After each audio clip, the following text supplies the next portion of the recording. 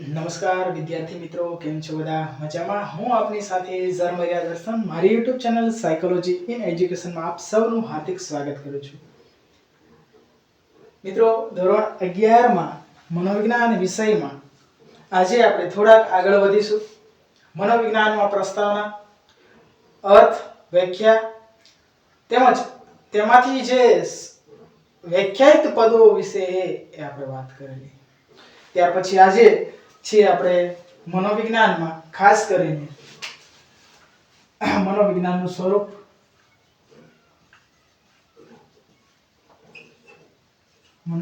સ્વરૂપ, વિશે વાત કરવાની છે.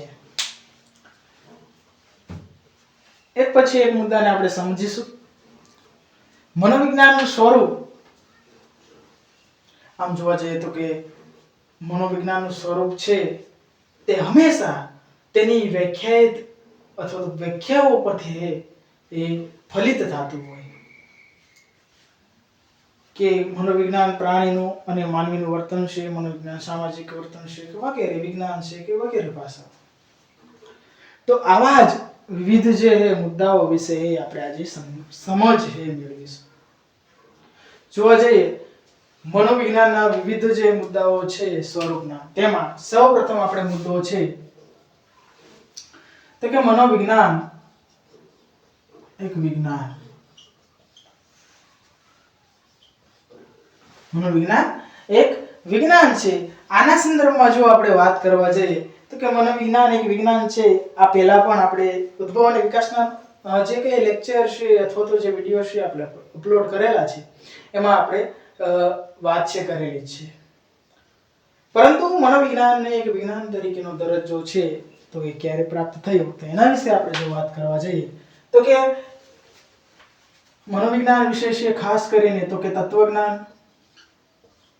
તત્વજ્ઞાન જેવા વિષયોમાંથી એ અલગ પડેલ અથવા તો છૂટો પડેલ છે. તેમજ તમામ જે તત્વચિંતકો છે, એરિસ્ટોટલ,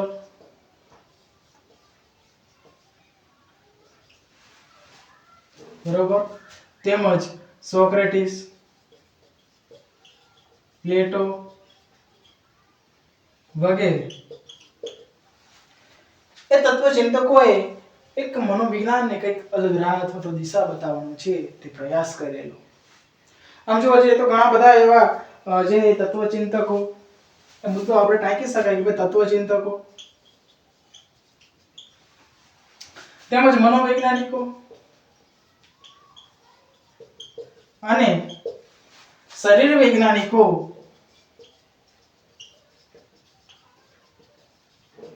ખૂબ જ અગત્યનો છે ફાળો આપેલો. તેમજ ઘણા બધા ધર્મગુરુઓએ પણ ક્યાંક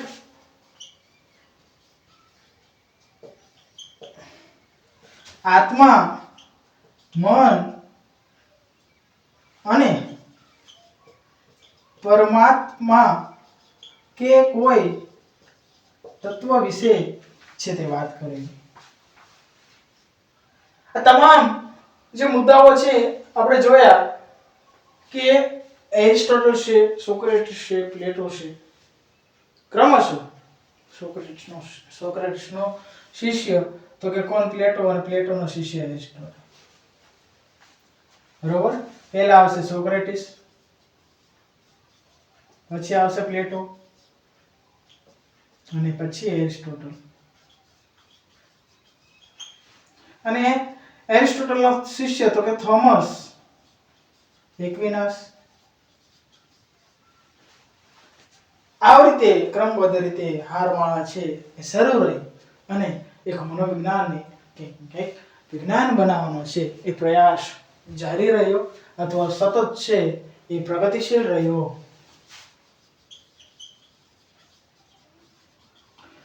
આમ આપણે કહેવું હોય તો કહી શકાય કે મનોવિજ્ઞાન છે એ માત્ર મનનું વિજ્ઞાન નહીં, આત્માનું વિજ્ઞાન નહીં, ચેતનાનું વિજ્ઞાન નહીં કે વર્તનનું વિજ્ઞાન. અંતે એક સમય એવો આવ્યો કે ભાઈ કઈ સાલ વાળી તો કે 1879 માં વિલ્હેમ વુન્ડ તેના સાથીઓ થકી સૌપ્રથમ મનોવિજ્ઞાનની પ્રયોગશાળા જર્મનીના લિપ્ઝિગ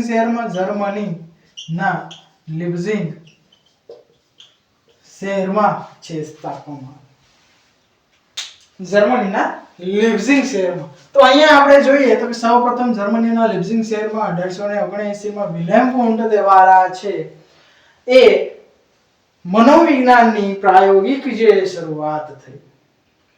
આ શરૂઆતમાં ઘણી બધી વાર અથવા તો ઘણા બધા એવા વ્યક્તિઓ છે જેમને આજે એ પ્રયોગશાળાનો વિરોધ પણ કરેલો, પણ સાયન્ટિફિકલી અથવા તો વૈજ્ઞાનિક દ્રષ્ટિએ છે એને એવો પુરવાર અથવા તો પુરાવો બતાવ્યા કે ખરેખર વ્યક્તિના જે વર્તનમાં જે તે પ્રકારના ચેન્જીસ થાય તો આના કારણે છે.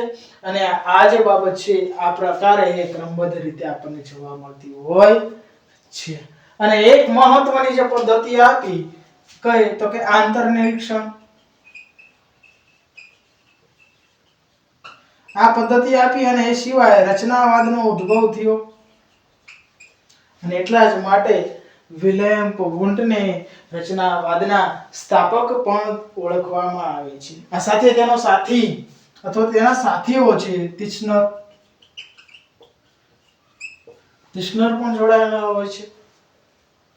તો એક આમ જોવા જઈએ તો કે મનોવિજ્ઞાન એક વિજ્ઞાન છે, એના સંદર્ભમાં બધી જ બાબતો એક સાંકળ રૂપી જોડાયેલી છે અને ત્યારબાદ છે એ અલગ અલગ વાદોનો છે તે ઉદ્ભવ થયેલો જોવા મળતો હોય છે. તો આથી જે પ્રાયોગિક દ્રષ્ટિકોણે વ્યક્તિના છે વર્તનનો અભ્યાસ છે તે કરવામાં આવેલો અને આ અભ્યાસ થકી જ એક મનોવિજ્ઞાનને એક વિજ્ઞાન તરીકેની છે એ ઓળખ છે તે પ્રાપ્ત થયેલી હતી. આ સાથે તેમજ આપણે જોવા જઈએ ત્યાર પછી જે બીજો મુદ્દો છે તો બીજો મુદ્દો કયો તો કે મનોવિજ્ઞાન છે તે પ્રાકૃતિક વિજ્ઞાન છે. મનોવિજ્ઞાન પ્રાકૃતિક વિજ્ઞાન છે. શા માટે પ્રાકૃતિક વિજ્ઞાન? તો આપણે કહી શકાય કે વ્યક્તિના વર્તનનો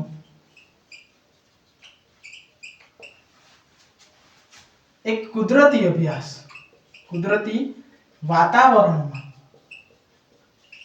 રહીને અભ્યાસ કરવામાં આવે છે.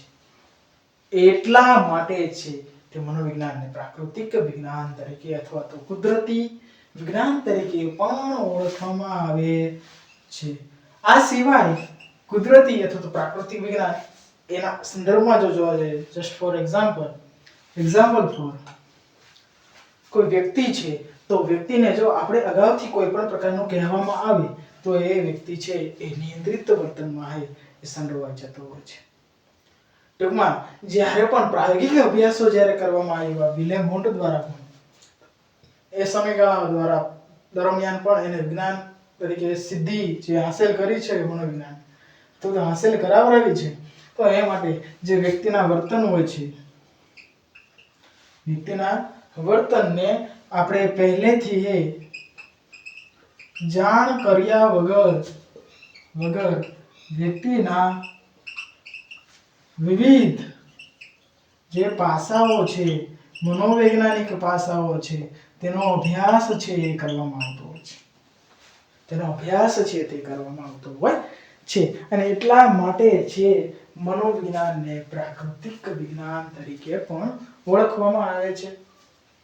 ત્યાર પછી ત્રીજો મુદ્દો છે મનોવિજ્ઞાનને સામાજિક વિજ્ઞાન તરીકે પણ ઓળખવામાં આવે છે. સામાજિક વિજ્ઞાન, પ્રાકૃતિક વિજ્ઞાન, સામાજિક વિજ્ઞાનની જો વાત કરવા જઈએ તો મનોવિજ્ઞાન સમાજમાં રહેલો દરેક વ્યક્તિ છે તે સમાજમાં રહે છે.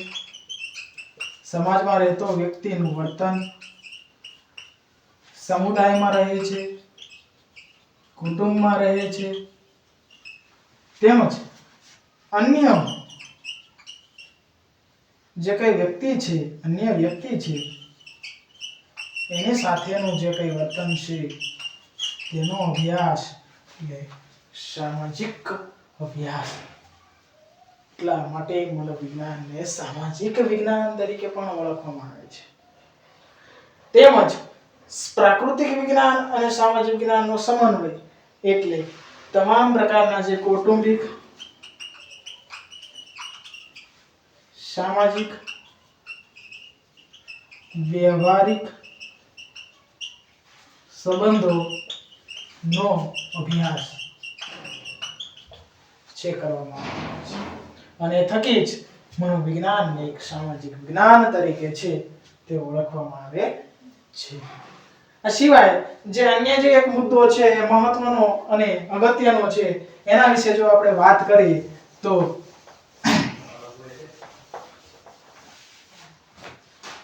4 નંબરનો છે મનોવિજ્ઞાન વાર્તનિક વિજ્ઞાન છે. મનોવિજ્ઞાન એક વાર્તનિક વિજ્ઞાન છે. વાર્તનિક વિજ્ઞાન એટલે યાદ આવે કે ભાઈ વર્તનવાદ જેવી ઓપ્શન.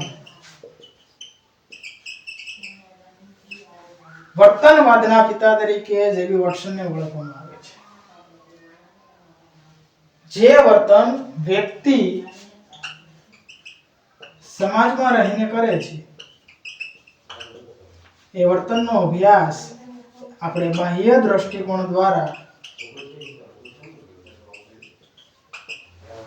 દ્વારા છે સમજી શકીએ છીએ, જાણી શકીએ છીએ. તેમજ આ દ્રષ્ટિકોણથી જ વ્યક્તિના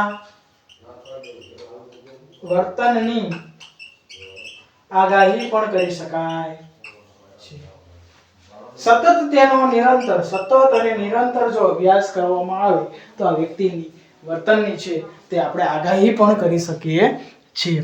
આ જ વર્તન સાથે સાથે આપણે જે વર્તન છે એ વર્તનનો એક સૈદ્ધાંતિક દ્રષ્ટિકોણથી અભ્યાસ, પ્રાયોગિક દ્રષ્ટિકોણથી અભ્યાસ અને એ જ અર્થમાં તેને ઉદ્દીપક પ્રતિક્રિયાનો ખ્યાલ આપેલો, તેમજ ઉદ્દીપક, શરીર અને પ્રતિક્રિયાનો ખ્યાલ પણ સ્પષ્ટ કરેલો.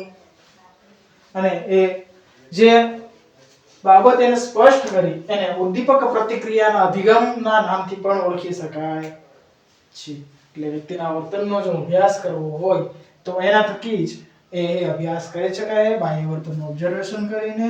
અને આ થકી જ એને એ વિરોધ કર્યો કઈ બાબતનો તો કે આંતરનિરીક્ષણ પદ્ધતિનો. અને જે રચનાવાદીઓ જે કઈ વિલિયમ વોન્ટે છે એ રચનાવાદીઓ તરીકે ઓળખાતા હતા. એમને આંતરનિરીક્ષણ પદ્ધતિનો ઉપયોગ કરેલો હતો. એને વિલિયમ વોન્ટે વર્તનવાદમાં જે વોટસન છે એને નકારીને છે વ્યક્તિના વર્તનનો છે અભ્યાસ કરવાનો પ્રયત્ન કરેલો. તો આજે જે આપણે મનોવિજ્ઞાનના સંદર્ભમાં મનોવિજ્ઞાનનું સ્વરૂપ, એના અલગ અલગ મુદ્દાઓ, જેમાં આપણે મનોવિજ્ઞાન એક વિજ્ઞાન છે, મનોવિજ્ઞાન પ્રાકૃતિક વિજ્ઞાન છે, મનોવિજ્ઞાન સામાજિક વિજ્ઞાન છે અને મનોવિજ્ઞાન એક વાર્તનિક વિજ્ઞાન તરીકે ઓળખી શકાય છે. તો આ વિડિયો જો તમને ગમ્યો હોય તો લાઈક, શેર અને સબસ્ક્રાઇબ કરવા વિનંતી. Thank you.